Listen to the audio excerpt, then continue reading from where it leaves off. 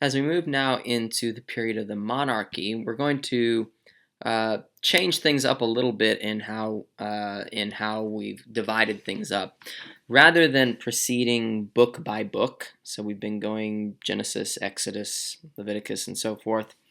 We're going to now kind of step back and look at things in terms of historical periods or major events. So while this module covers First and Second Samuel and First and Second Kings, I'm not really going to present things in terms of what's in Samuel and what's in Kings, as much as we're going to use the division of the united monarchy and the divided monarchy to frame our discussion here, because there's really not a clear cut. I mean, the stories that begin in Samuel continue uninterrupted really into Kings. A more natural division is between the united monarchy, when all Israelite tribes are united under a single king, versus the divided monarchy, when Israel and Judah split into two different nations with different monarchies. So we'll begin this video. We'll cover the united monarchy, and the next one we'll discuss the divided monarchy, which will also include the fall of both Samaria and Jerusalem, and the exiles that begin. Now, but we do want to discuss Samuel as a character.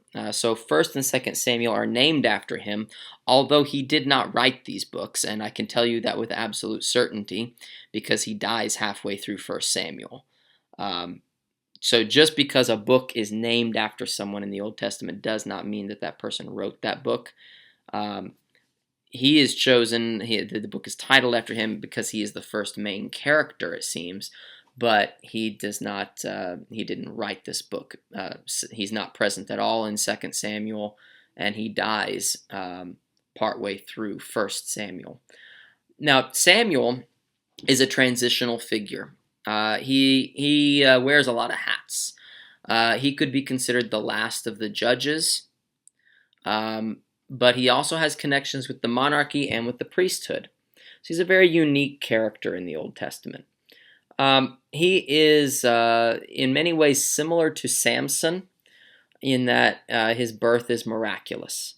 So his mother is named Hannah, and she was unable to have children. So we encounter her in 1 Samuel 1, this woman, Hannah, who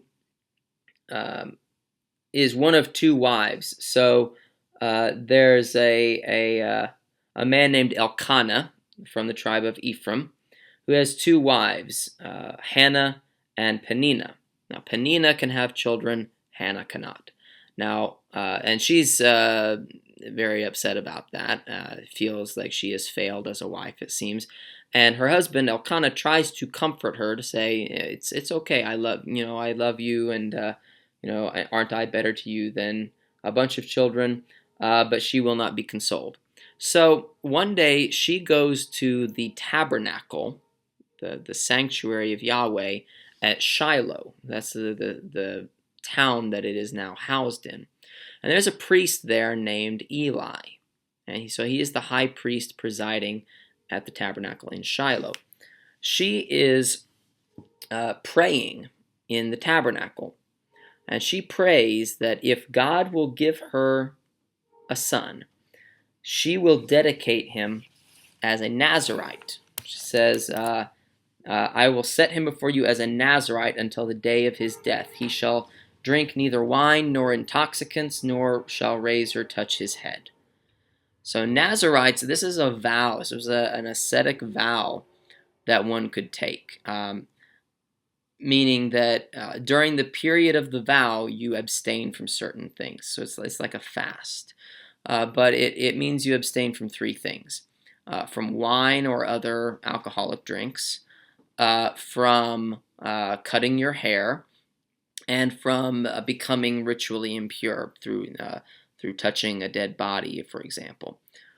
Most people would do this temporarily. Maybe they'd do it for a month or so. They would take this vow, short-term thing, kind of like Lent. Like Christians may observe Lent.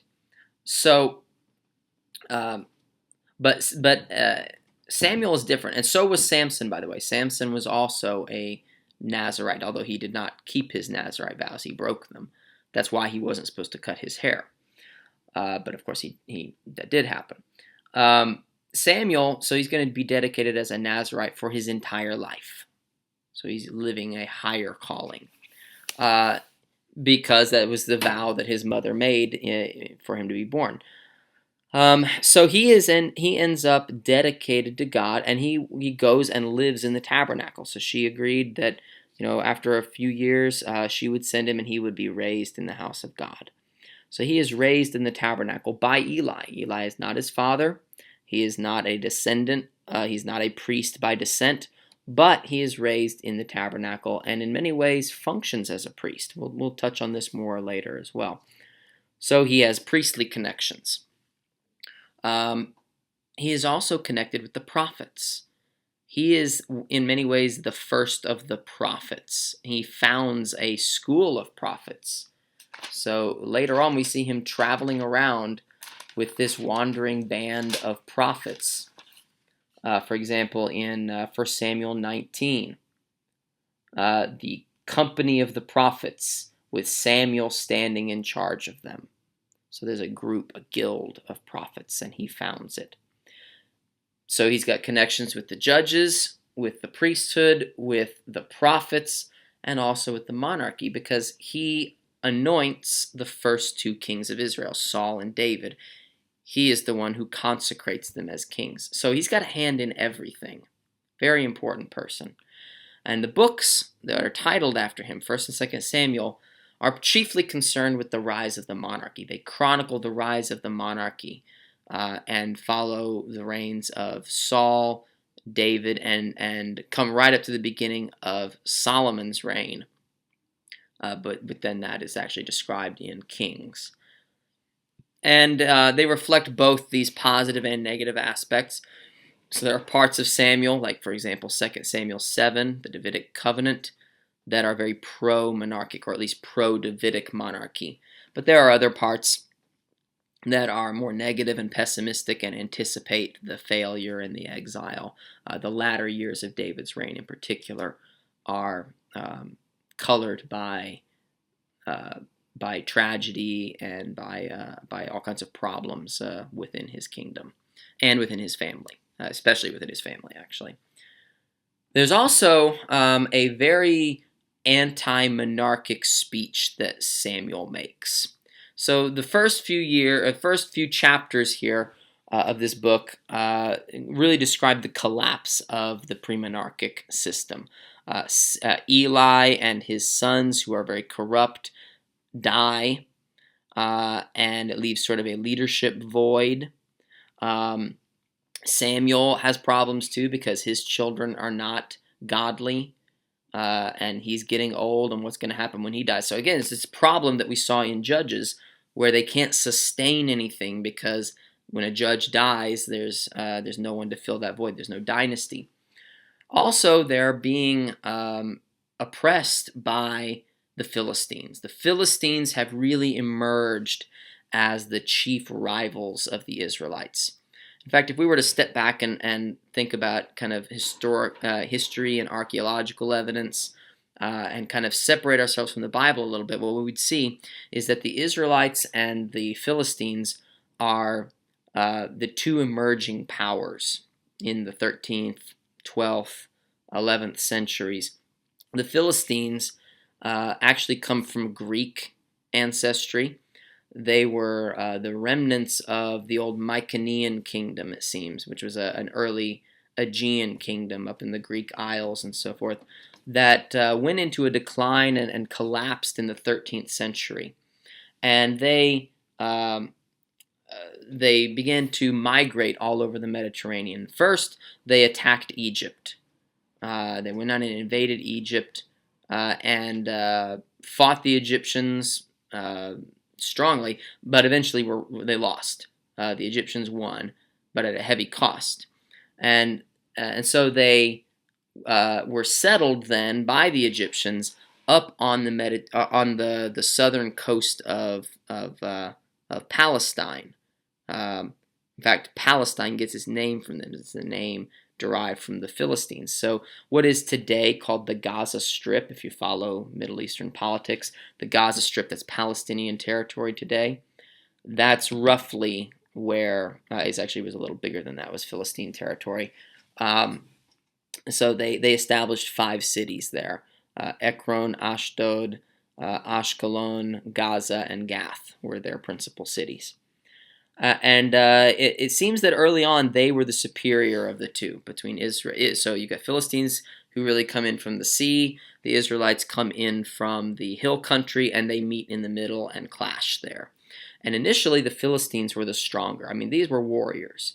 The Israelites were not. They were shepherds. So the Philistines are lording over them. And so the people come to Samuel and say, we need a king. They say, this slide here gives you the whole text. I won't read all of it, but this is called the Way of Kings. This is Samuel's response to their demand for a king. Give us a king like the other nations, because you're not going to live forever. Your children don't follow in your ways, and we need stability. Samuel does not like their request here. He views it maybe as a slight to him. They're rejecting his leadership. God tells him, go ahead and give them their king. They're not rejecting you, they're rejecting me. They're rejecting theocracy. So God approves of this, but there's also a sense of it's a failure on their parts. So Samuel makes this speech, the Way of Kings. He says, these will be the ways of the king who will reign over you. He will take your sons and appoint them to his chariots, to his horsemen. He will take them to plow in his fields and reap his harvest. He will take your daughters and make them work for him. He will take the best of your fields and vineyards and orchards. He'll take 1/10 of your grain. He will take your slaves, the best of your flocks. In other words, he's going to tax you and oppress you, and you will become his slaves.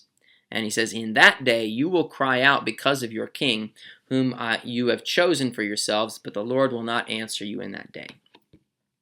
So he says, you're actually not going to like having a king. Now, in fact, the king who best fits the bill for what Samuel describes here is Solomon.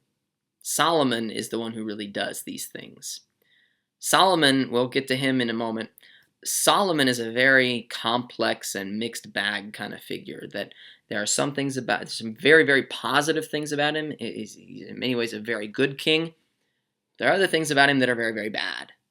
And the biblical writers don't seem to have been of a single mind on what to make of Solomon. It seems like some of them thought he was great, and some of them thought he was terrible. And we have both perspectives preserved here in the biblical texts. But Samuel here really seems very, very negative toward the monarchy, and the things that he finds fault with it are especially characteristic of Solomon later on. Nevertheless, the monarchy is established. Again, the catalyst for this really was the Philistine threat. They needed a warrior king who could lead them into battle against the Philistines and liberate them from the Philistines. And so the person who is chosen for that task is a guy named Saul. Now, Saul was in many ways a great choice as a king. He was a great military leader. He was it says, of impressive stature. He was a head taller than everyone else. So that's how it describes him. It says, there was a man of Benjamin whose name was Kish, son of Abiel, son of Zeror, son of Bechorath, son of Aphiah, a Benjaminite, a man of wealth. He had a son whose name was Saul, a handsome young man. There was not a man among the people of Israel more handsome than he. He stood head and shoulders above everyone else. Now, the figure, what I always imagine for Saul is Gaston from Beauty and the Beast. Right, that's what I imagine. That kind of person. Exactly the guy you want to lead you into battle. He's also got other things going for him. He's from the tribe of Benjamin. Now, Benjamin was in many ways an ideal spot because it was in the middle. Benjamin is a border tribe between Judah and the northern tribes. So it means that Saul could be accepted by both northerners and southerners. Um, so that works. He can kind of be owned by everyone. He's a uniting figure. And he's portrayed, initially at least, as being a good guy. He is very humble. He does not want to become king. In fact, on the day of his coronation, he runs and hides. When they gather all of the people together to consecrate him as king, it says, when they searched for him, he could not be found. So they inquired again of the Lord, where did the man come here? And the Lord said, see, he has hidden himself among the baggage. So he hid. He did not want to be in the spotlight. Now that changes very quickly. He will quickly become drunk with power and not want to give it up. But initially, he is reluctant to even become king. So Saul is chosen as king. He is almost immediately, in the text, rejected. Now, we don't actually know how long Saul was king for. And here's why we don't know. This is very interesting. Depending on which translation of the Bible you use, you may get something very different here. But in 1 Samuel 13:1, we have a regnal formula, a description of the reign of Saul when he became king. How old he was when he became king, how long he reigned over Israel. We find this with all of the kings. But Saul's regnal formula is broken, basically. Here's what it says literally in the Hebrew text. It says, Saul was 1 year old when he became king, and for 2 years he reigned over Israel. Now, obviously, he is not 1 year old, right? He's a head taller than everyone else. And can you imagine a 2-year-old Saul leading Israel into battle? That makes no sense. What has happened here is the text has been corrupted, possibly intentionally, where a scribe has left out part of the number.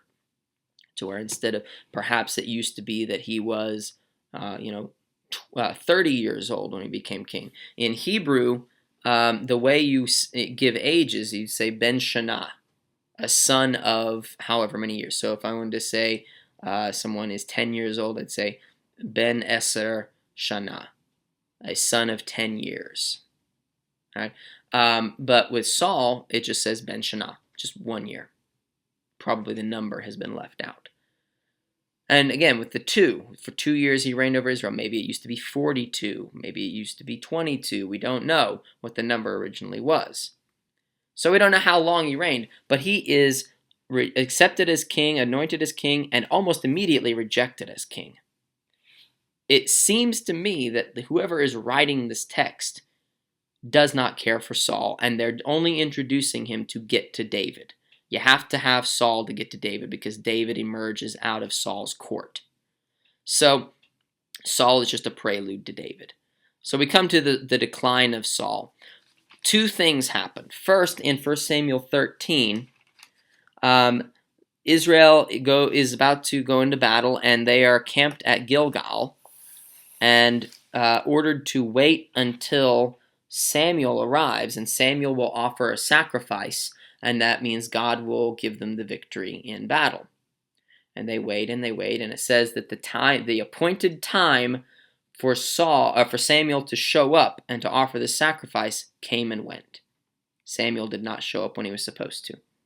And the people began to slip away from Saul. They began to lose morale.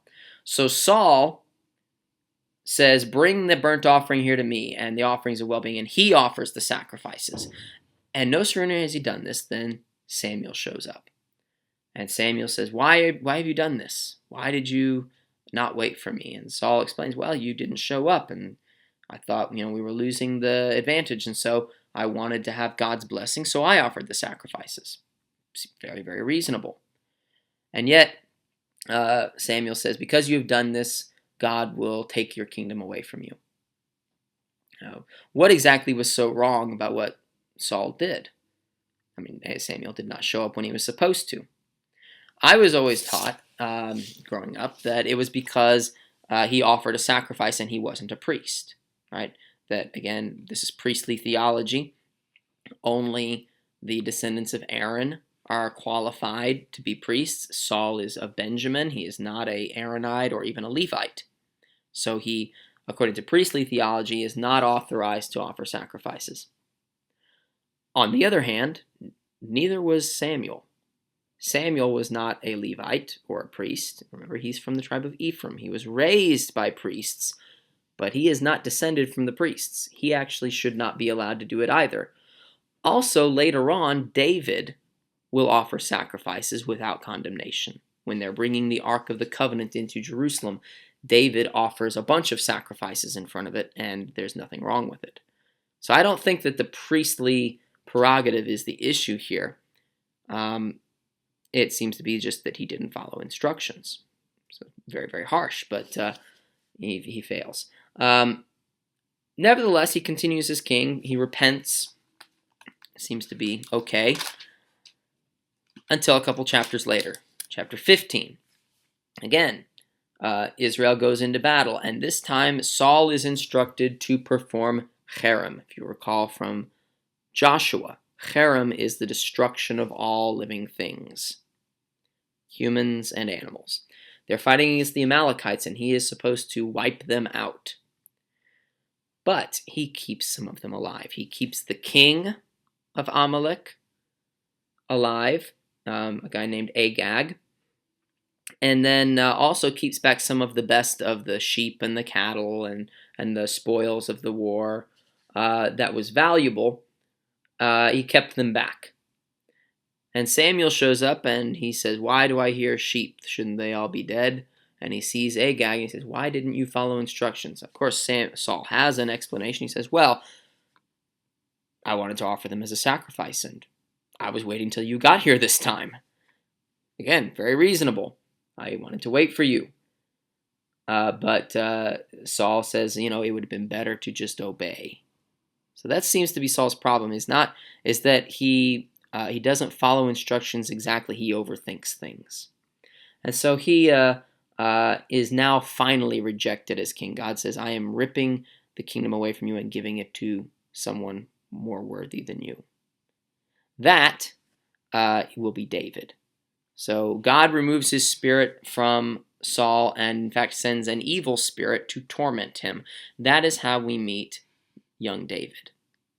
David is introduced in a couple different ways. First, he is in 1 Samuel 16.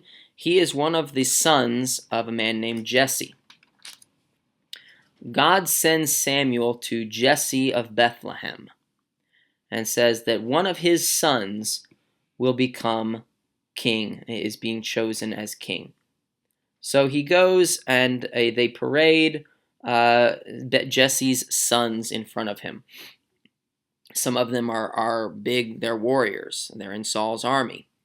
And each one of them passes by and say, it's not that one. God says, "Do not look at his outward appearance, for God has not chosen him." They go through all of the sons, all 7 sons, all passed over. And Samuel says, "Are these really all your sons?" And they say, "Oh, well, there's the youngest, but he's out tending the sheep." So they bring in David. And God says, "That's the one I've chosen." All right? He is not big and strong. He's young, but he is the one that God has chosen. And then nothing. So he's anointed as king, but nothing changes. He goes back to tending the sheep. So it's entirely symbolic. Saul is still in power. But David quickly is introduced to Saul because David is also a musician. And when Saul is being tormented by this evil spirit, music comforts him. And so David comes in and plays the harp for him, and it comforts him when he's being tormented. So he's introduced to Saul as a musician. Later, he is introduced to Saul again as a would-be warrior. So in 1 Samuel 17, we see the beginning of David's rise to fame. And it all revolves around a guy named Goliath. So there's a battle about to take place between the Philistines and the Israelites.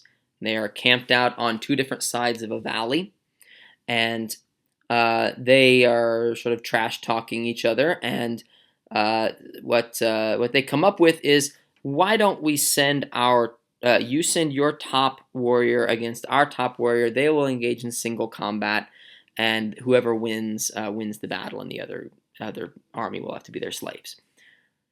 So they agree. Out comes the Philistine champion, and he is a man named Goliath, who is a giant. He is said to be uh, about 9.5 feet tall, according to the Hebrew text. Now, the Greek text only gives a number of about 6.5 feet. So again, I mentioned numbers tend to be problematic. Now, even if he's only 6.5 feet, that would be very, very tall in the ancient Near East. The average height for an adult male was about 5 feet. So a 6.5 foot, that would still be very, very large. So either way, it's a giant to them. And of course, the Israelites are terrified and will not go fight him because no one's going to win. Enter David. David has been sent to the battle lines to bring provisions to his brothers who are in Saul's army. And when he hears this Philistine giant out there insulting Israel and blaspheming Israel's God, he is offended, and he says, "Why would we let this stand? Someone needs to do something about this." And since no one else will, he says, "I'll fight him." So he's brought before Saul. And Saul says, "Can you do this?" And he says, "Well, I have experience as a shepherd. I've slain lions and bears who would attack the flock, and I can do the same thing with this Philistine." So they have him try on Saul's armor. It doesn't fit, and so he takes it off and says, "I don't need it." He goes and he gathers some stones from a brook, and he takes a slingshot, and he marches up and he throws a rock, and it hits Goliath in the head and knocks him out. And then David goes and takes Goliath's sword and cuts off his head and leads Israel into battle, and they win a stunning victory over the Philistines. And David goes from a nobody to celebrity instantly. The people sing his praises. They say Saul has slain thousands, but David has slain tens of thousands. And immediately he is the most popular person in Israel. He becomes very close to the royal family. He befriends Saul's oldest son, Jonathan, who is the crown prince, who will inherit the kingdom. He becomes best friends with him. In fact, Jonathan seems to recognize David as his superior, because Jonathan, it says, stripped himself of his robe that he was wearing, his royal robes, and gave them to David, along with his armor and even his sword and his bow and his belt.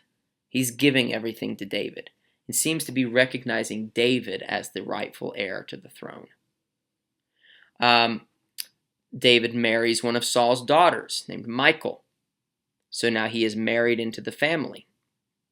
And he begins a career as a very successful warrior in the service of Saul. But that causes Saul to become jealous. I said, Saul's humility and reluctance to accept power does not last very long. Now that he knows that he's been rejected as king, maybe he's more afraid for Jonathan's sake. But he is convinced now that David is out for his job, and not entirely wrongly either. So he turns against David. He tries to kill David. David has to flee into the wilderness. And on numerous occasions, Saul is out there chasing him through the wilderness. Eventually, David has to seek refuge among the Philistines of all people. He goes to Philistia and seeks refuge among Israel's enemies. This is very problematic, that he actually starts to serve in the Philistine army as a mercenary. This would be like if an American deserted to ISIS and decided to serve, to be a warrior for ISIS. Would that person ever be allowed back in the United States? Certainly, would they ever be allowed to run for office or president? No way. And yet, that's what happens with David. He serves the enemy, and he comes back and becomes king. Because interestingly, just before the Philistines go to battle against Israel, and in fact the battle in which Saul and Jonathan are both killed, David is dismissed from the Philistine army. They don't trust him. They say, "Nah, you're an Israelite. We're afraid that you will turn against us in battle and fight for Israel." So they kick him out, and that's the only thing that allows him to become king. So Saul dies in battle. Jonathan dies in battle, and now David is most likely claimant to the throne. Now Saul had other children, and there's going to be a civil war over it. But the initial heir, Jonathan, is dead, and in fact, David here is portrayed as mourning Saul. There's a story in 2 Samuel 1 about how when Saul died, there was an Amalekite. That's the irony, right? Remember that Saul was supposed to have killed all the Amalekites. Well, here's an Amalekite. So if he hadn't done this, he might not have died. Who says that he had come upon Saul wounded on the battlefield, and that Saul asked him to kill him. Kill me now so that I don't fall into the hands of the Philistines, because they might torture me or make a spectacle of me. So he asks this man to help him commit suicide, and he does. He kills Saul. And he comes and he brings Saul's crown to David and presents it to him, thinking, I'm going to be rewarded for this. I've killed Saul. David has this man killed and mourns Saul. So the writer here is going to extreme lengths to present David as not seeking the throne. All right, that he wasn't involved in the death of Saul and Jonathan, and yet he ends up becoming king. But this begins David's political career. He is initially proclaimed king by Judah, by his own tribe, this southern tribe, and has his early capital at the city of Hebron, which is south of Jerusalem. But one of Saul's sons, a man named Ishbosheth, becomes king over the northern tribes. It succeeds Saul very briefly. And there's a civil war between David and Ishbosheth. And David, again, is presented as not really seeking power, that it's forces beyond his control. People who want him to become king, but he's not really orchestrating it all. Ishbosheth ends up dead. Saul's line is almost entirely wiped out. David becomes king over all of Israel. And so everyone who needs to die for David to become king somehow ends up dead. Yet it's not David's fault. And David then conquers the city of Jerusalem, this old Canaanite city, this Jebusite stronghold of Jerusalem, and makes it his political and would-be spiritual capital of Israel. He wants to build the temple. We'll get to that in a second. He is able to suppress the Philistines. It finally, once and for all, kind of push them back to the sea, and they don't really threaten Israel anymore. He also conquers several neighboring states like Syria and Moab and Edom and reduces them to tribute states. They are now vassals. So really what he does is he establishes a small empire ruling over Israel and neighboring states. One of his other great accomplishments, again, pertains to the city of Jerusalem. After conquering Jerusalem and wanting to make it the capital, one part of that process is to make it the central religious site. Now, we hadn't mentioned this before, but when Eli dies, the city of Shiloh is destroyed, which is where the tabernacle was housed, and the Ark of the Covenant is stolen by the Philistines. They eventually send it back because plagues come upon them. They send it back to the Israelites, but with the tabernacle destroyed, where are they going to put it? So it ends up actually in some guy's shed. There's this guy who has it out in his yard in this shed. And that's it. There's no tabernacle. Well, David wants to bring the ark to Jerusalem, and his intent is to build a temple for Yahweh. And so he has the ark brought to Jerusalem. This is when he offers the sacrifices in front of it. And then and this is a very, very important chapter, 2 Samuel 7. He wants to build a temple. And there's a prophet named Nathan who serves under David. And David tells him of his desires and to build a proper house for Yahweh. And Nathan says, go for it. But that night, God speaks to Nathan and says, go tell David this. He says, are you the one who's going to build me a house? I haven't lived in a house since we came up from Egypt. I lived in a tent, and I was perfectly happy in that tent. Did I ever ask for a temple, for a house? So, here's what I say. God says to David, I took you from the pasture, from following the sheep, to be my prince over Israel. I've given you success, and I will give you rest from all your enemies. Moreover, the Lord declares to you that the Lord will make you a house. So there's a play on words here. David wants to build a house for God. God says, no, I'm going to build a house for you. Now, David is talking about a temple, a physical structure. What God is talking about, the house of David, is the name of the dynasty. House can also mean family. And he's saying, I'm going to establish a dynasty for you. All right? And it's going to be eternal, an everlasting dynasty. He says, I will raise up your offspring after you, who shall come from your body, and I will establish his kingdom. He will build a house for my name. So this is Solomon. Solomon builds the house. He builds the temple.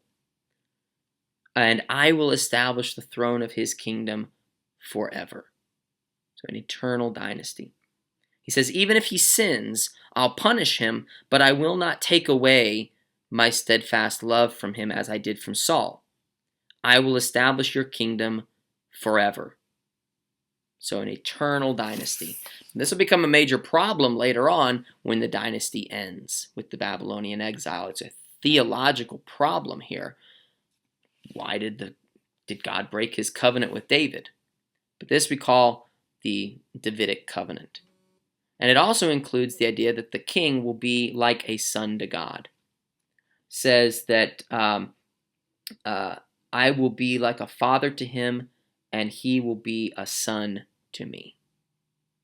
So all of this is important, especially for Christianity, because these are the building blocks for Messianism, for the expectations of the Messiah. All this stuff about a son of David, who is also the son of God, who establishes an eternal kingdom.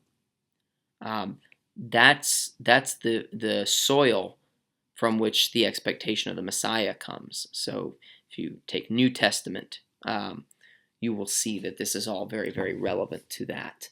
And this is what they're looking for when they're thinking of the Messiah. So that's kind of the high point for David, right?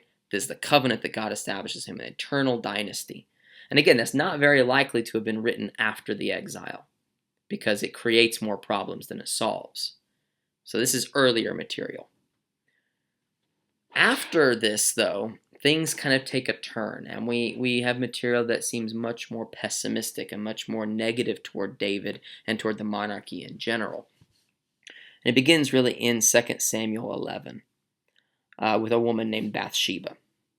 So we read in 2 Samuel 11 that in the springtime, time of the year when kings would go out to battle, David sent his warriors out to the battle, but he stayed behind in Jerusalem. And he is up on his palace roof, and he sees next door a woman bathing. And he summons her. Her name is Bathsheba. And he has an affair with her. Now, she is the wife of one of his soldiers, a guy named Uriah the Hittite. So not even an Israelite, a foreigner. She becomes pregnant. Now, this is a problem because Uriah is not home. He's out in battle where David should be. So David needs to cover this up. So here's what he does. He summons Uriah from the battlefield and says, Uriah, you've been such a loyal soldier. I want you to take a few days off, go home, spend some time with your wife. Hint, hint, nudge, nudge. Right? Because he's going to try to pass the child off as Uriah's. It doesn't work because Uriah is so loyal to David that he says, how could I? He wakes up the next morning, he finds Uriah sleeping on his doorstep.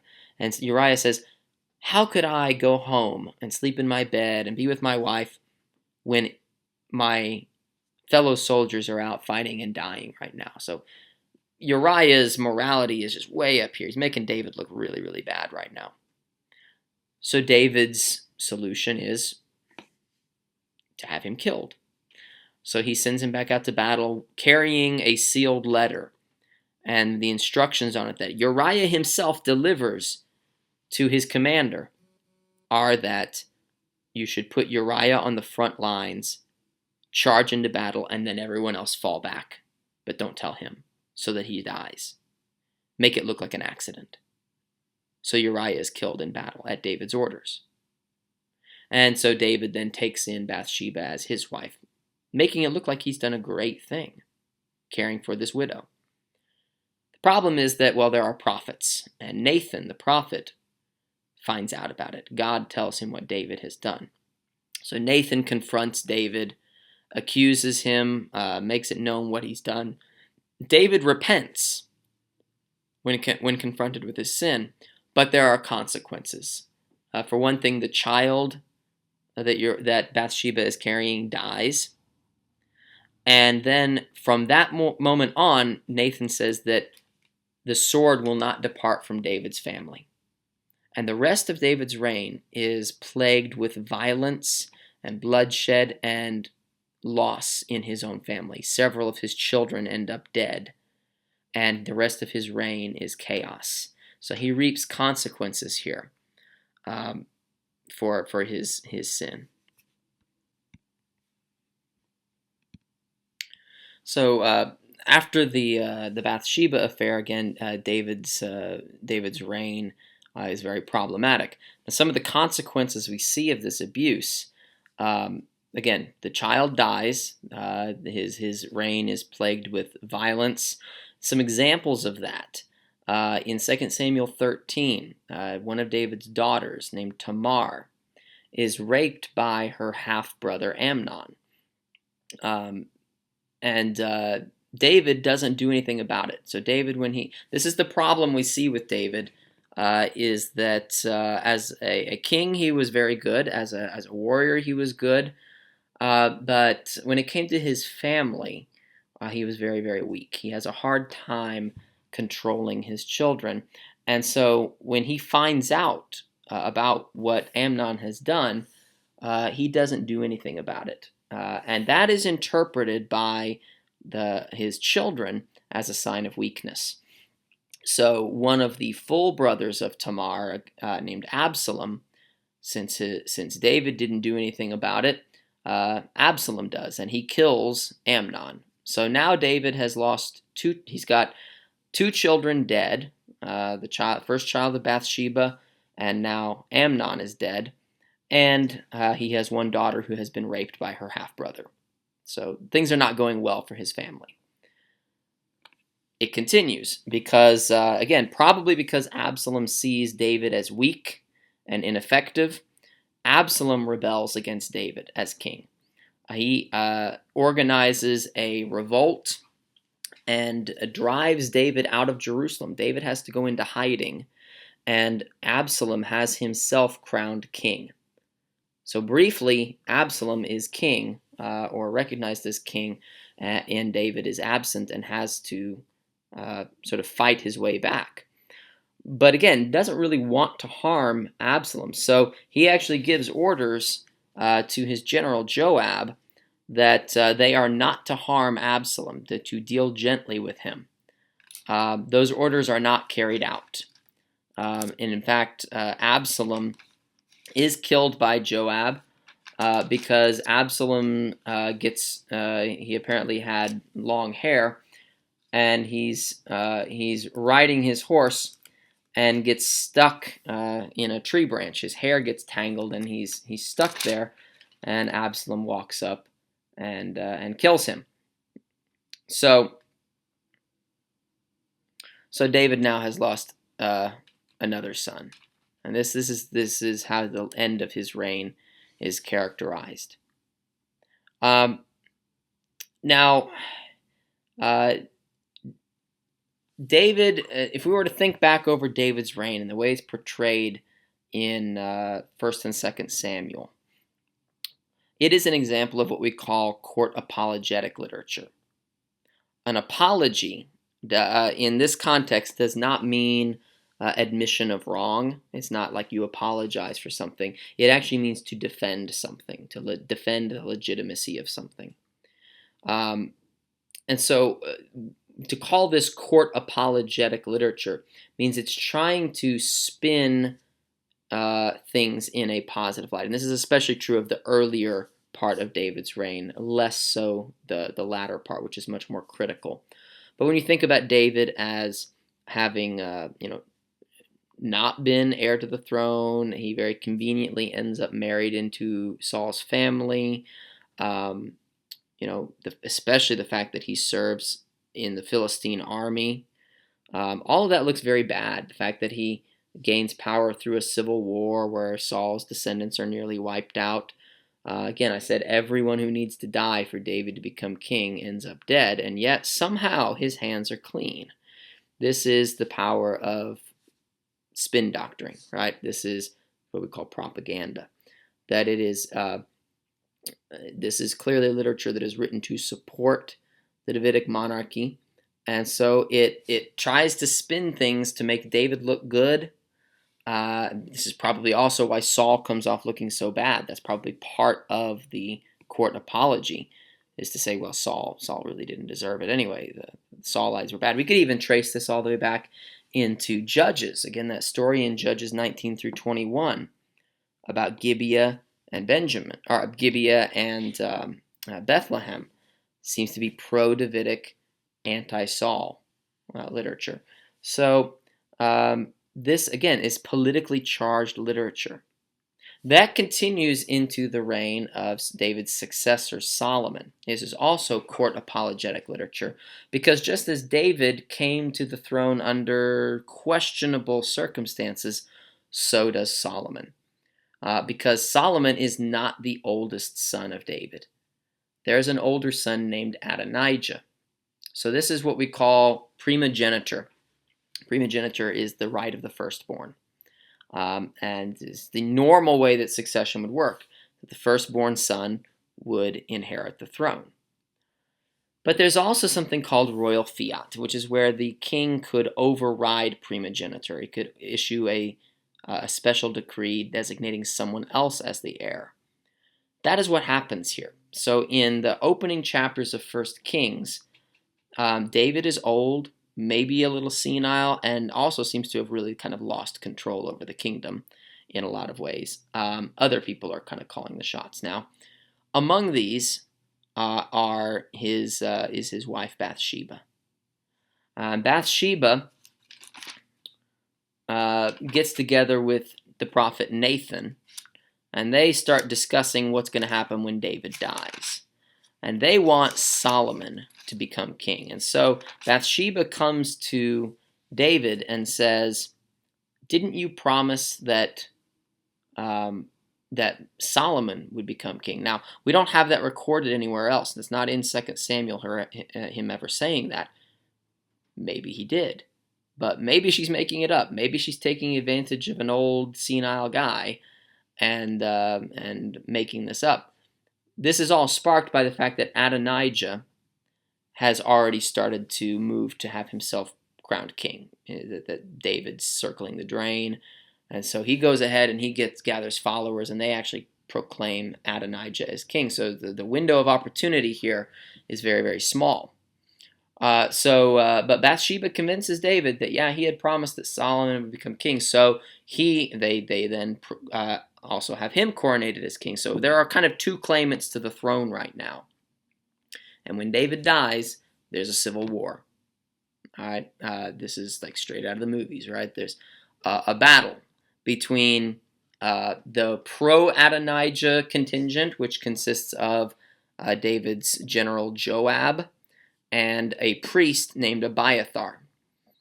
There are two high priests serving in Jerusalem, Abiathar and Zadok. Abiathar supports Adonijah. On the pro-Solomon side, there's another one of David's generals, a guy named Benaiah son of Jehoiada, and also a priest named Zadok. When the dust settles, Solomon is victorious, and that has consequences for the people in the sides that they chose. Joab ends up dead. He's killed by Solomon. And Abiathar is deposed, stripped of power, and exiled out of Jerusalem. So he actually goes off and founds an alternate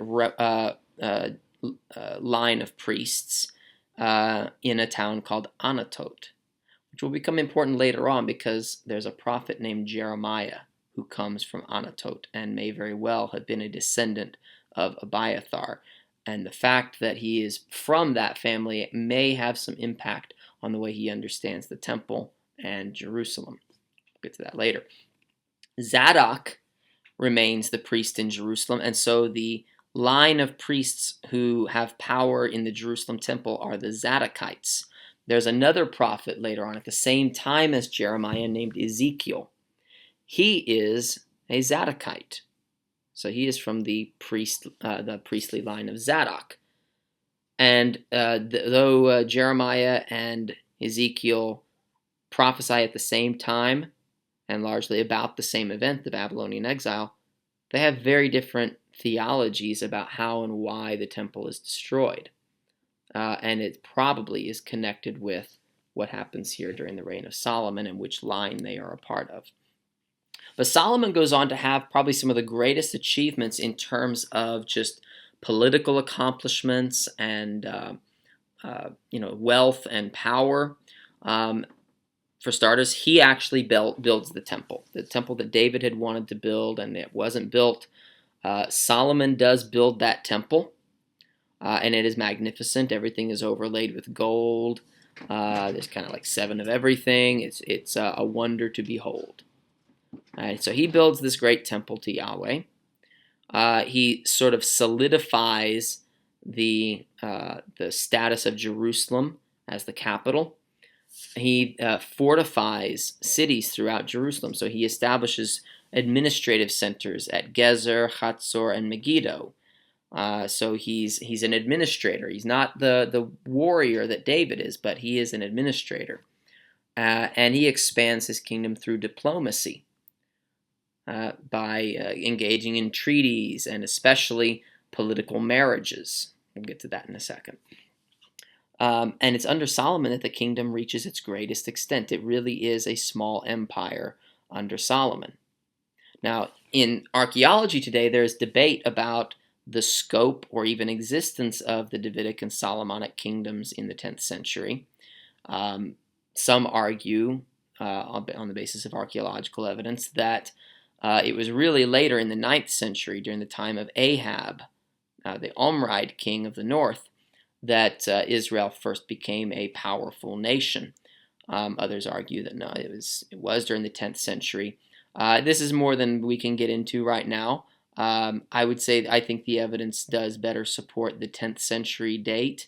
There have been massive gates and fortifications found at all 3 of these cities, Gezer, Hatzor, and Megiddo.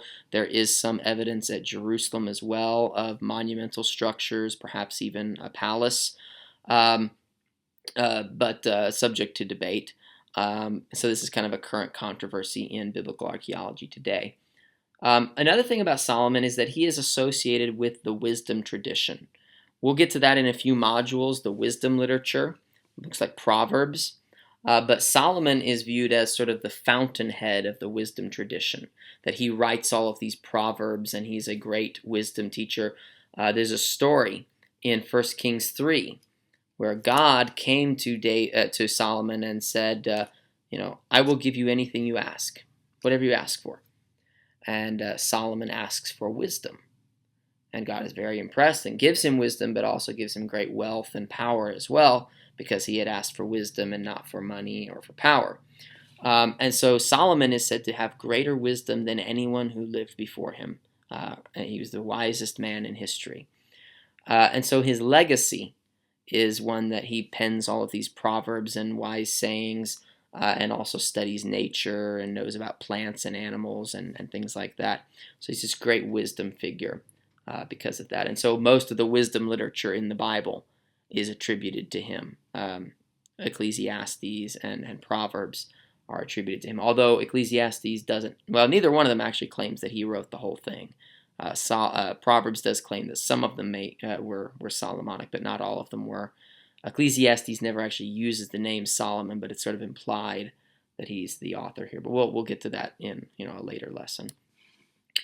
So that's all the positive stuff about Solomon. But I said he's very much a mixed bag of good and bad. So the bad side of Solomon is that although he has this large kingdom and generally a peaceful reign and this great wisdom, he is extremely wealthy. He has lots of horses and chariots. Now, on the surface, that doesn't seem like a bad thing. But if you recall what Deuteronomy said about kings, that they are not supposed to acquire large amounts of money. They're not supposed to have a large number of horses. Solomon is doing these things. He builds the temple, which is a good thing. But I mentioned his diplomacy. He established lots of treaties, lots of political marriages. He marries a large number of foreign women, foreign wives. In fact, he is said to have 700 wives and 300 concubines. That's 1,000. I don't know. Again, Deuteronomy does not define how many is too many, but 1,000 is definitely too many. And on top of that, they're foreigners. They're foreign women. They're pagans. They worship other gods. And it says that in his latter days, his wives turned his heart astray. So first he builds shrines for the gods of his wives, so they have places to worship. And then he begins to worship at them as well. He begins to worship other gods. And so his reign ends on an ominous note, that God declares that because of Solomon's infidelity, because of his sins and his worship of other gods, and being led astray by these women, and perhaps having so many wives, that God will rip away the kingdom from him. But we also have the Davidic covenant from 2 Samuel 7, that God had promised even when David's descendants sin, he would not rip the kingdom away from them. So here's how that works. He doesn't rip away all of it. Solomon will lose, or Solomon's son actually, will lose most of the kingdom, but he will retain the tribe of Judah. So this is where the split between the northern tribes and the southern tribe of Judah occurs after Solomon dies, right after Solomon dies. So he escapes it. His son will pay the price for it, but he also does things to deserve it on his own. So we'll get to that in the next video, seeing what happens after Solomon as these kingdoms split. But something I want you to be able to think about, and this is the discussion question for this week, is to consider the way the biblical writers are evaluating these kings. Right? And we take these first three, Saul, David, and Solomon, and look at the things that they did. Look at their qualifications. Look at the good and the bad, the personal, the political, and see how the biblical writers are evaluating them. What is most important to them? Do they care more about the ethical character of a person? Do they care more about their political accomplishments, about their wealth, about the economy? Think about that in light of the way that we evaluate leaders today. What do we look for in a good ruler, a good leader today? Do we look for personal morality? Do we look for religious issues? Do we primarily want someone who's good for national security, they keep us safe? Do we want someone who is good for the economy and we prosper under them? What are the criteria by which we evaluate leaders today, and how do those relate to what we see in the Bible? And then to consider, how would you rank these first three kings? Who was the best king? Who was the worst king? Would you say David was a good king or a bad king in light of everything he did? Would you say Solomon is a good king or a bad king, and Saul as well? So that's the discussion for this week, but we'll see how this continues on after Solomon as well.